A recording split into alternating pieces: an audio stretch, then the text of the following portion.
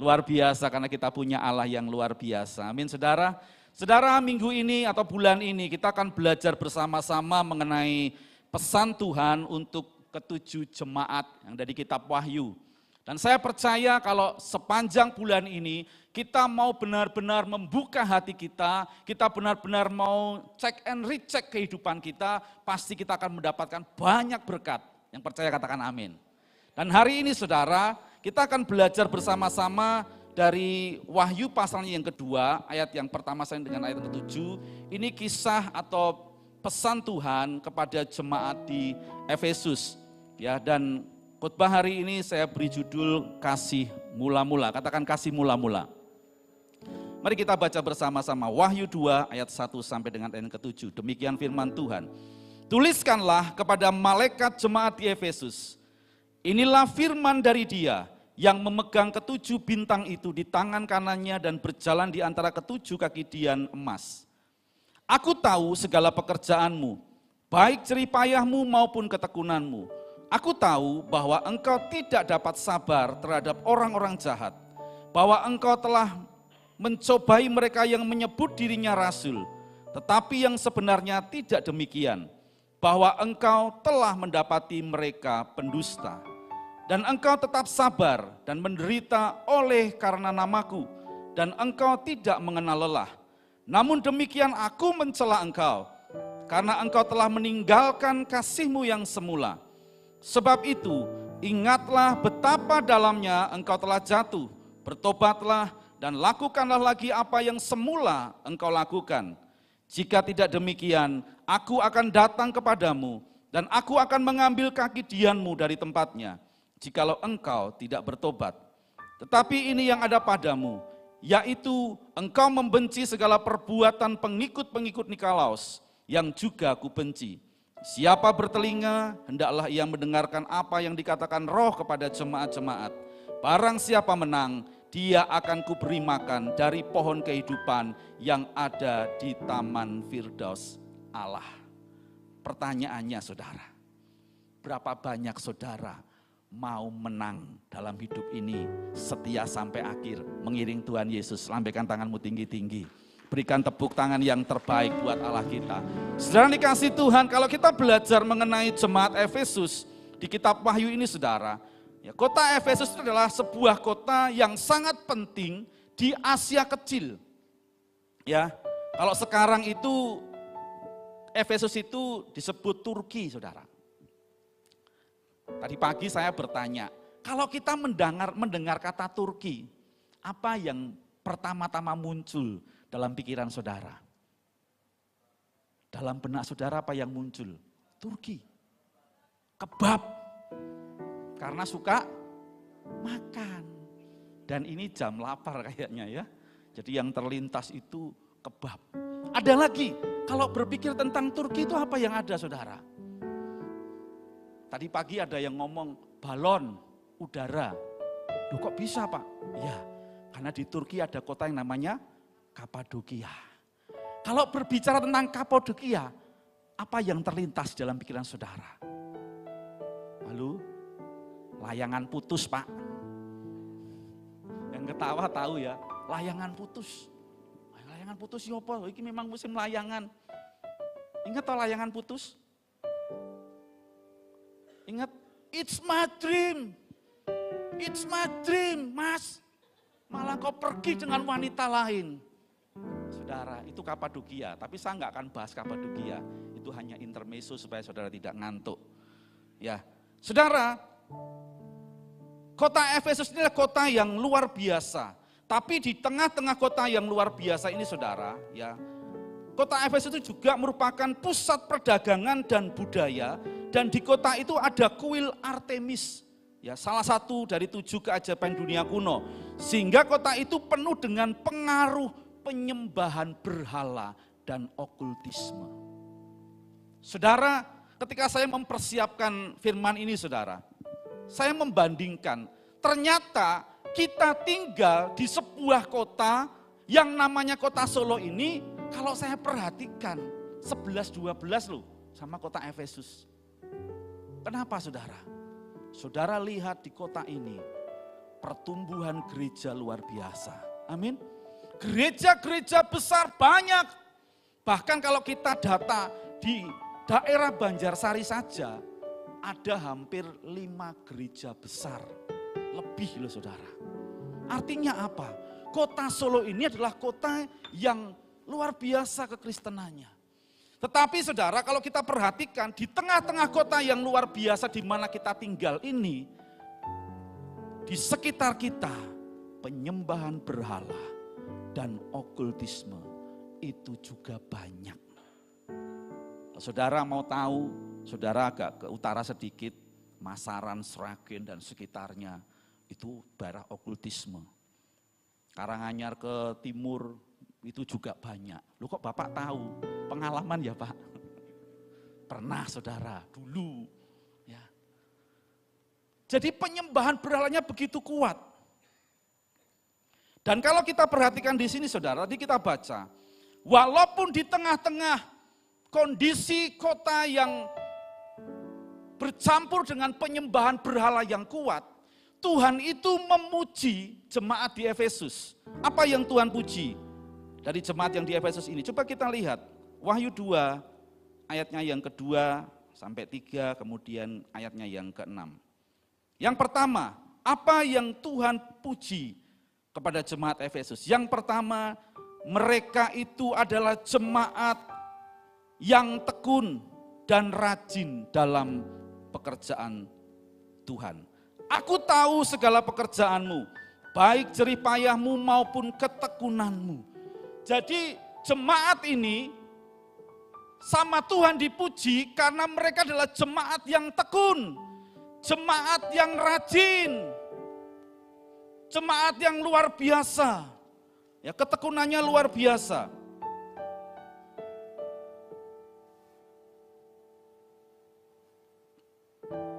Gambaran daripada ketekunan dan kerajinan itu saudara, kalau hari-hari ini itu menggambarkan jemaat yang setia beribadah. Minggu ibadah. Di gereja aja doa pagi, ikut ibadah, doa pagi. Ada doa malam, ikut ibadah doa malam. Ada kemah Daud, ikut ibadah kemah Daud. Ada ibadah wanita, ikut ibadah wanita. Ibadah yud, ikut ibadah wanita. Ini gambaran jemaat yang rajin.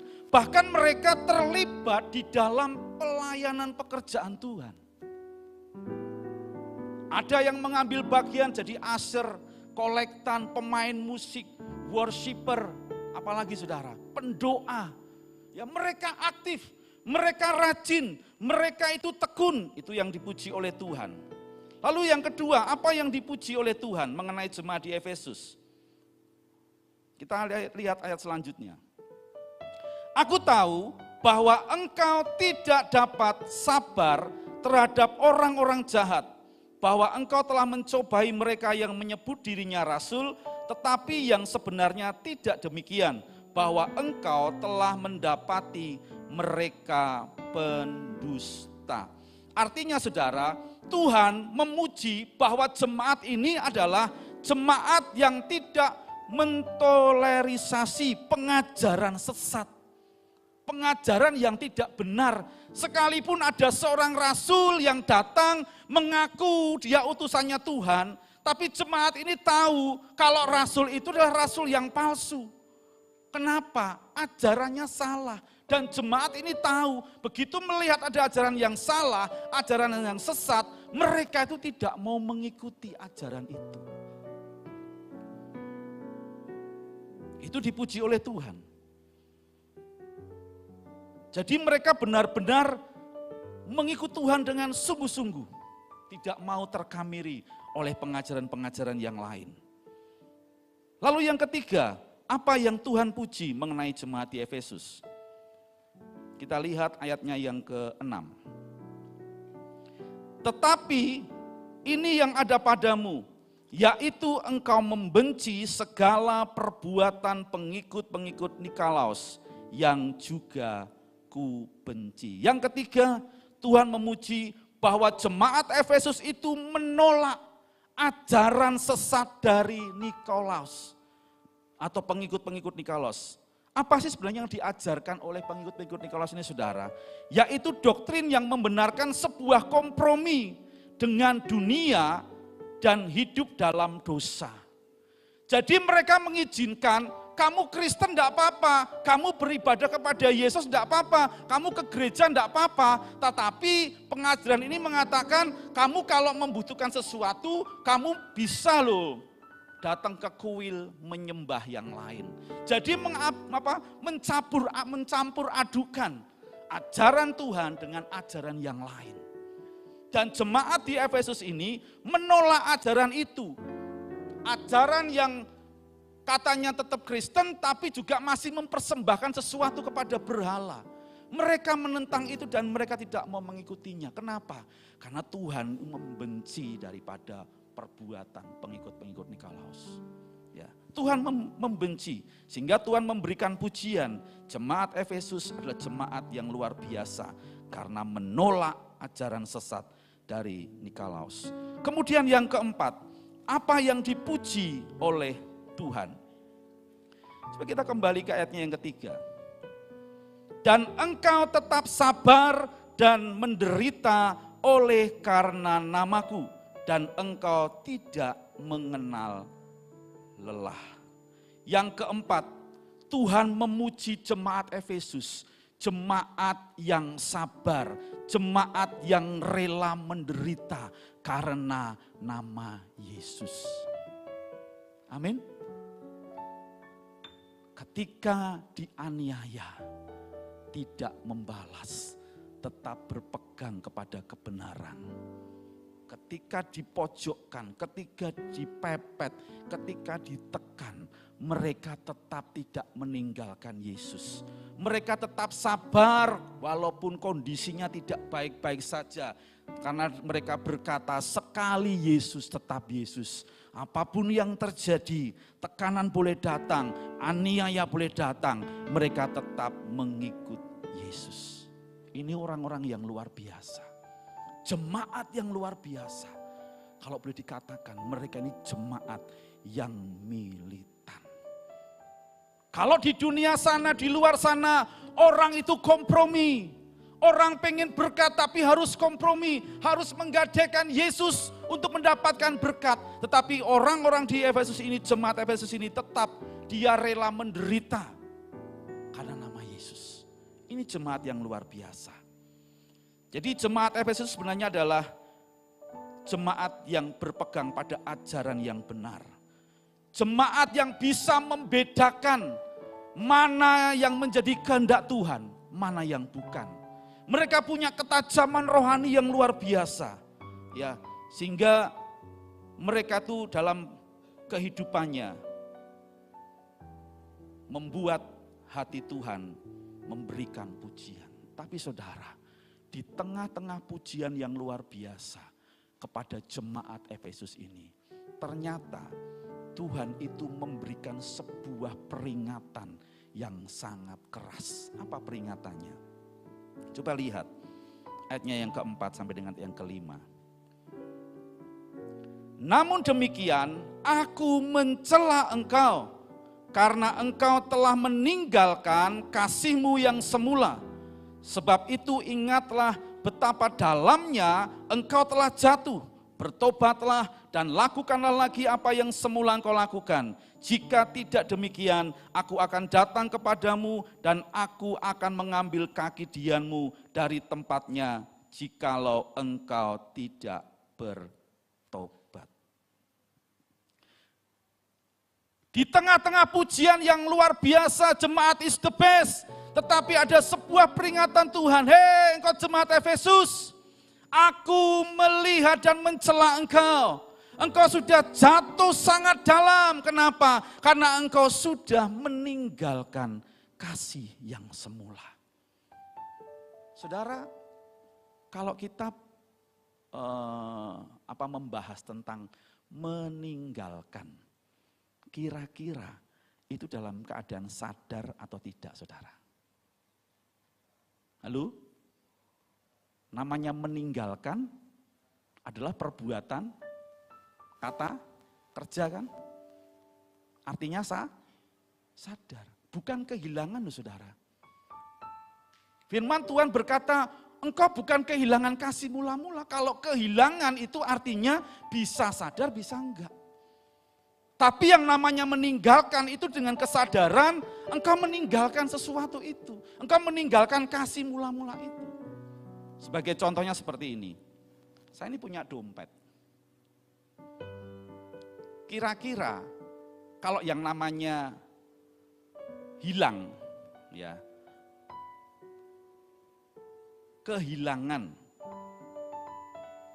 Ini umpamanya gini, saya taruh dompet di saku seperti ini, tapi karena mungkin kurang dalam, agak meletre gini, kemudian saya duduk lalu jatuh. Saya pergi tidak sadar kalau dompet saya hilang, jatuh, lalu diambil orang. Itu namanya kehilangan.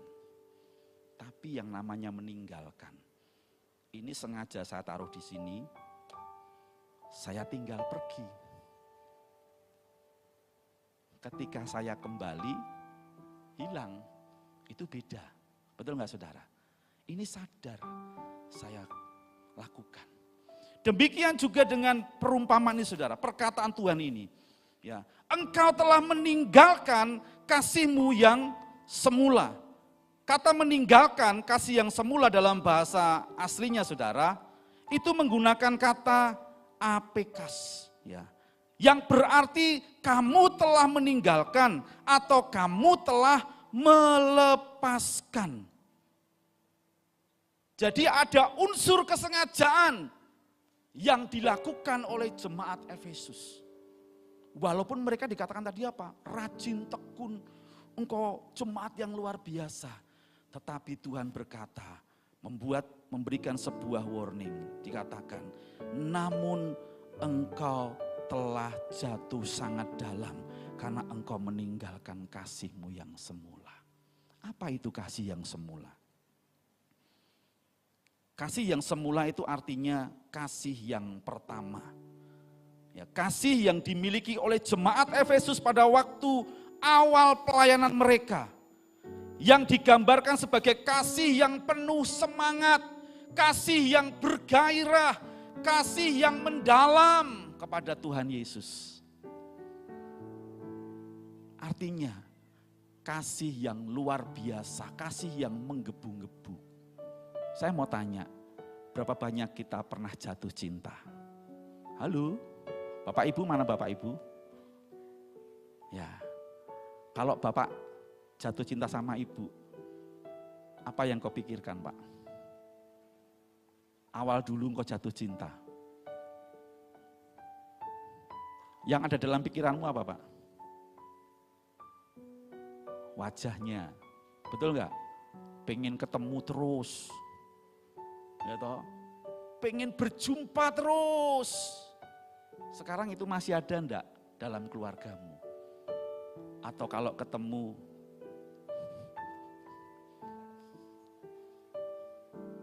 dulu waktu awal-awal menikah istrinya digandeng, istrinya kesandung, aduh yang sakit mana non? Dengkulku Pak, sakit ya? Dilapi damoni. Sekarang istrinya kesandung gludak. Ono kursi radi sawang. Betul atau betul? Oh betul, berarti ngalami ya.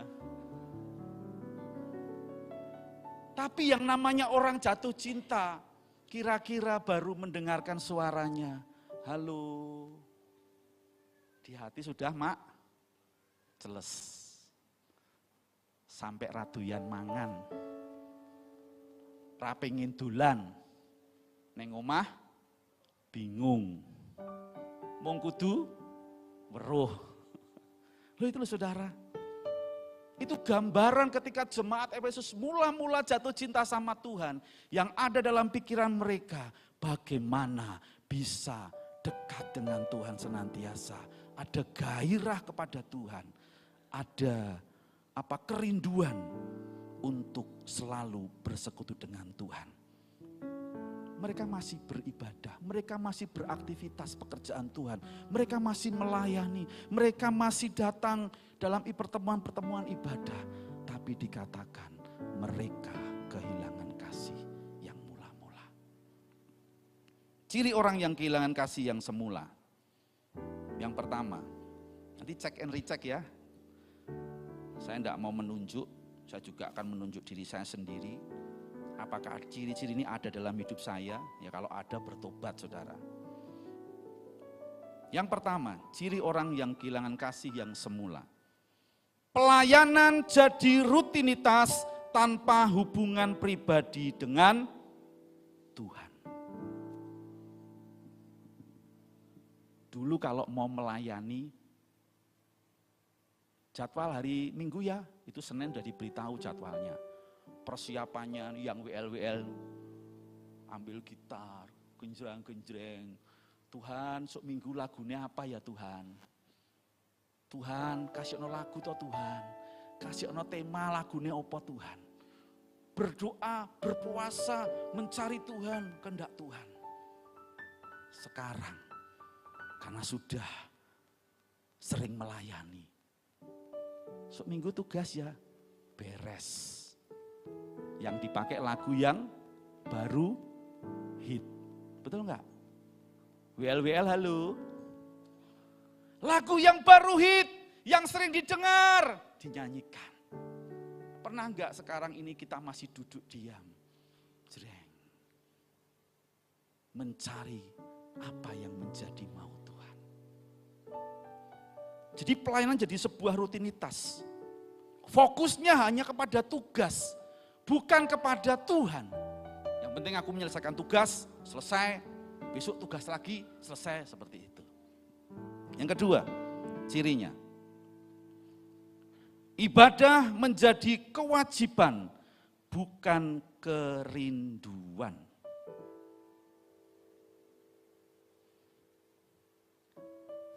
Kenapa engkau ibadah? Ya karena saya orang Kristen Pak, Minggu harus ibadah. Bukan lagi datang ke gereja rindu berjumpa dengan Tuhan. Mempersiapkan hati dari rumah. Nanti di gereja Tuhan nyatakan lebih lagi apa yang engkau mau. Enggak saudara. Oh iya, Minggu ke gereja, ibadah pagi, siang atau sore. Oh iya, di gereja ada pertemuan-pertemuan ibadah doa. Datang ya, datang. Ya cuma datang, pulang, datang, pulang, datang, pulang. Tanpa apa? Tanpa sebuah kerinduan lagi ketemu sama Tuhan. Yang kedua, ibadah menjadi kewajiban, bukan kerinduan. Masih ibadah, tapi kehidupan pribadinya kering. Hati tidak lagi bergairah kepada Tuhan. Yang ketiga, kehilangan sukacita dalam berdoa dan membaca firman. Dulu saat terima kasih yang semula, pengennya berdoa, bersekutu terus dengan Tuhan. Cari Alkitab, baca firman Tuhan setiap hari. Browsing tentang Alkitab, cari ayat-ayat Alkitab. Terus berdoa, membangun doa, hubungan dengan Tuhan. Masih adakah itu dalam hidup kita? Doa itu komunikasi dua arah antara kita dengan Tuhan. Doa itu bukan hanya sekedar say hello. Kalau say hello gini, bangun tidur nih masih berdoa nih.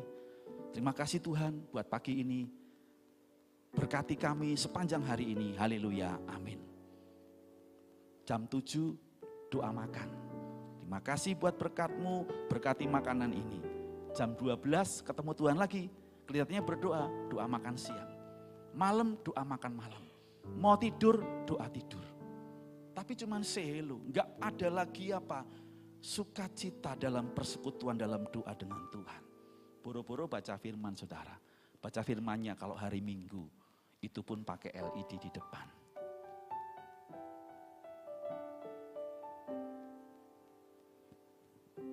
Kehilangan sukacita dalam berdoa dan membaca firman. Ciri berikutnya, kerohanian yang tidak mengalami pertumbuhan. Bertahun-tahun beribadah, bertahun-tahun ke gereja, tapi enggak pernah mengalami pertumbuhan. Dari dulu sekarang selamanya ya pancet begitu wae. Imannya up and down. Ya kalau pas ada masalah malah menghilang, enggak pernah datang ke gereja.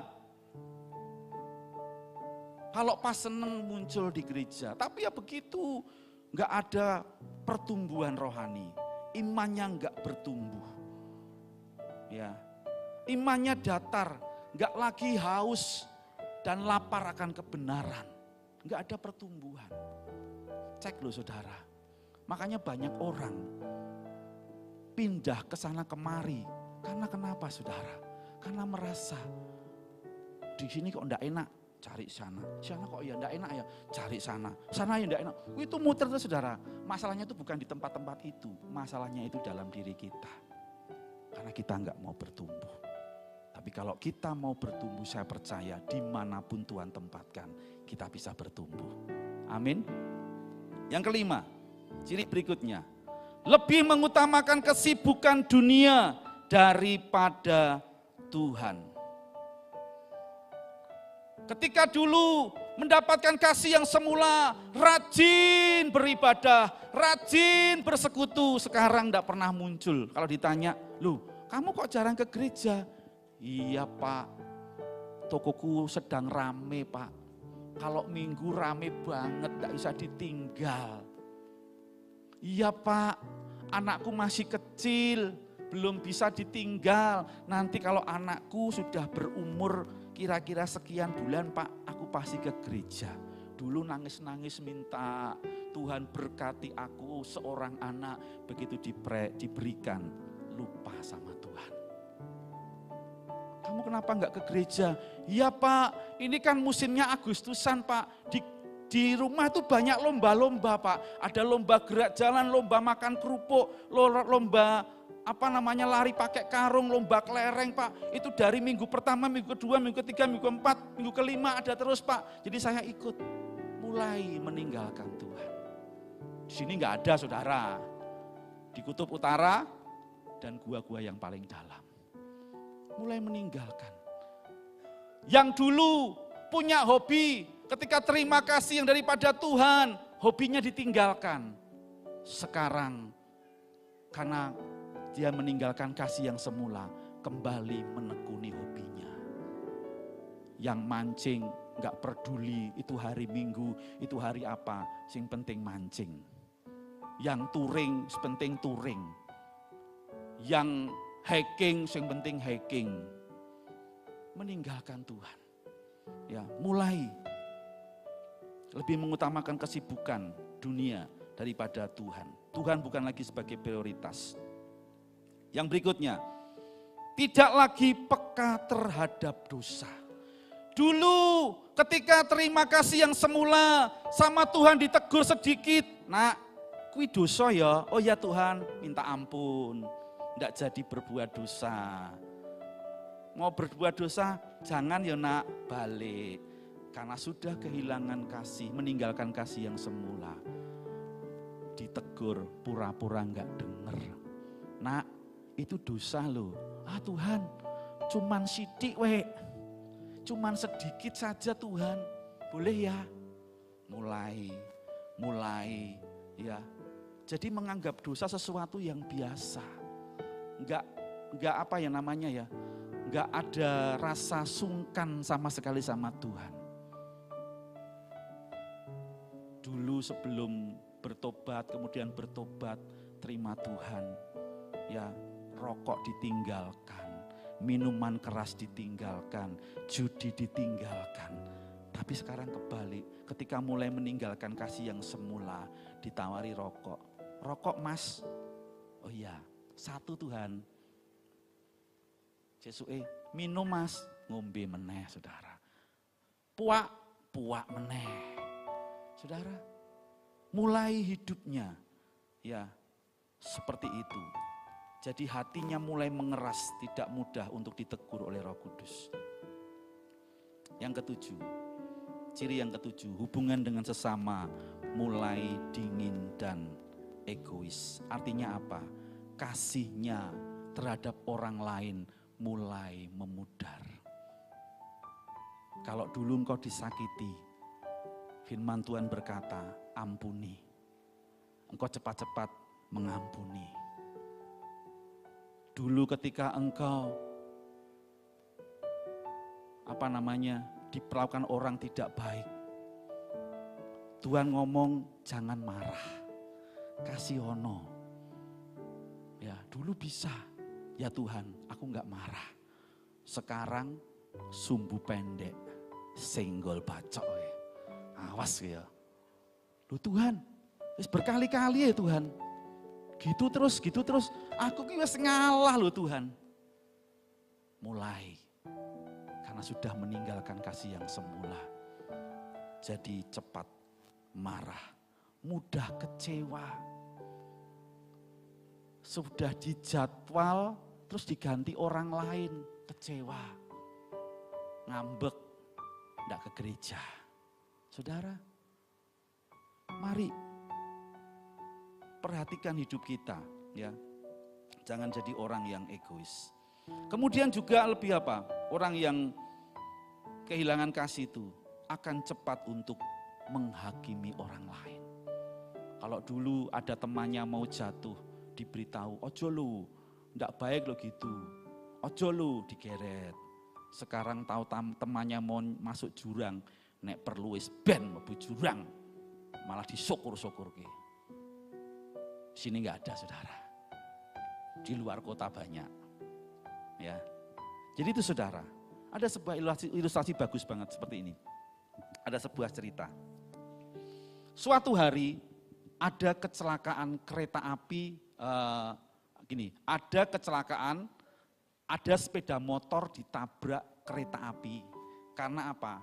Motor ini tidak berhenti di palang pintu kereta api.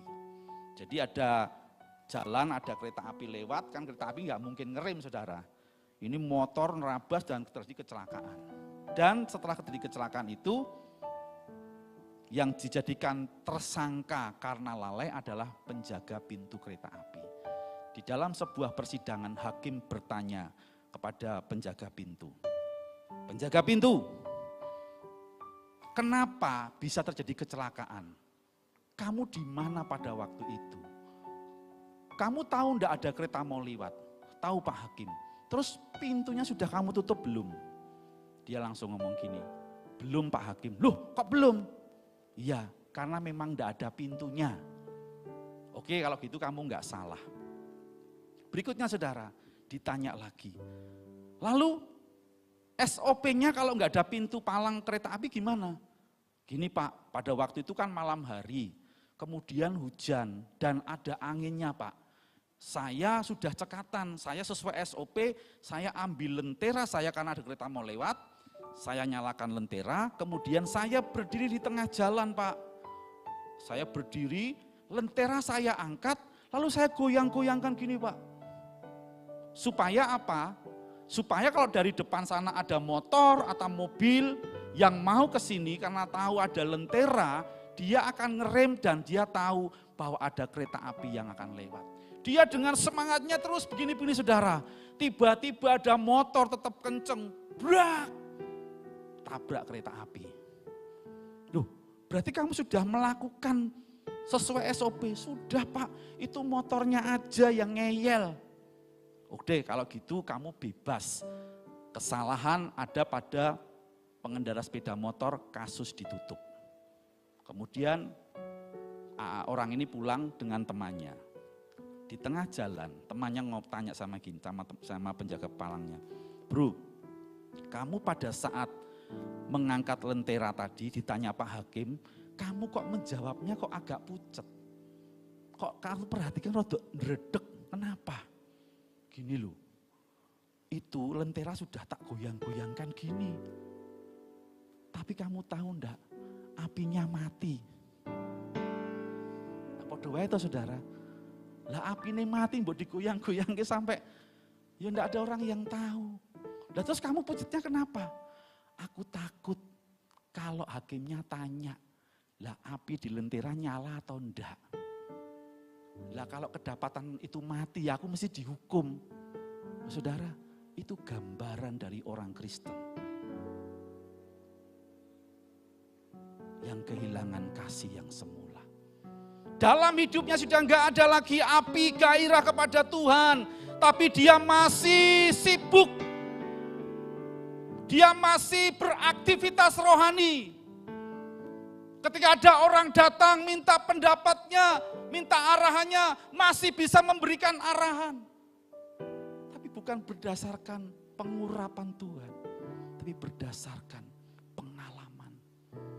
Makanya banyak orang Kristen gak jadi baik, malah tambah amburadul hidupnya. Itu gambaran seperti itu. Orang yang kehilangan kasih yang semula itu. Makanya Tuhan ngomong bahwa jemaat Efesus itu kelihatannya masih beraktivitas, masih melayani pekerjaan Tuhan, masih jadi orang yang sabar, tekun, masih bisa membedakan orang-orang yang jahat, tapi sudah kehilangan api, sudah kehilangan gairah.